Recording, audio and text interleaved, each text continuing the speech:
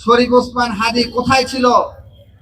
তারা মূলত ওই ব্যক্তি যাদের উদ্দেশ্য করে বেগম খালেদা জিয়া বলেছিলেন আমি কর্মসূচি ডাকি, যারা স্লোগান দেয় খালেদা জিয়ার ভয় নাই, রাজপথ ছাড়ে নাই, কিন্তু এরা নিজেরাই ঘরের দরজা বন্ধ করে ঘরের মধ্যে বসে থাকে, কিন্তু রাজপথে নামে না।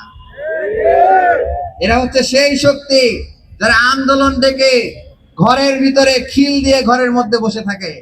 যেই ব্যক্তি রাজপথে নামে নাই, সেই ব্যক্তি রাজপথের শহীদ শরীফ ওসমান হাদীকে চিনবে, এটি প্রশ্নই আসে না।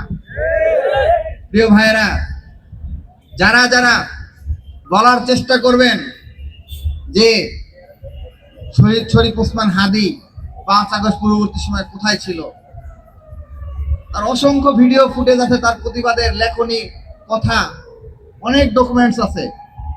এই ডকুমেন্টস দেখানোর প্রয়োজন নাই।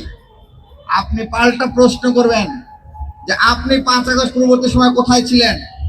আপনার 5 আগস্ট পূর্ববর্তী সময় রাজপথে মিছিল দেখান, আপনার দলীয় প্রধানের 5 আগস্ট পূর্ববর্তী সময় রাজপথে মিছিল দেখান, একটা মিছিল দেখান, আমরা আর এর ব্যাপারে কথা বলবো না।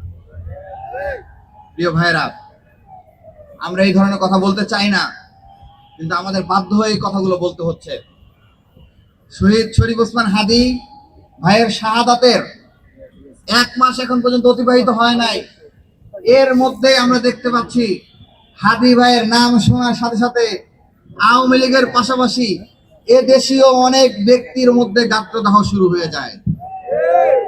আমি মনে করি এই গাত্রদাহটা তাদের নয়, বরঞ্চ ভারত থেকে আমদানি করে তাদের গাত্রদাহ।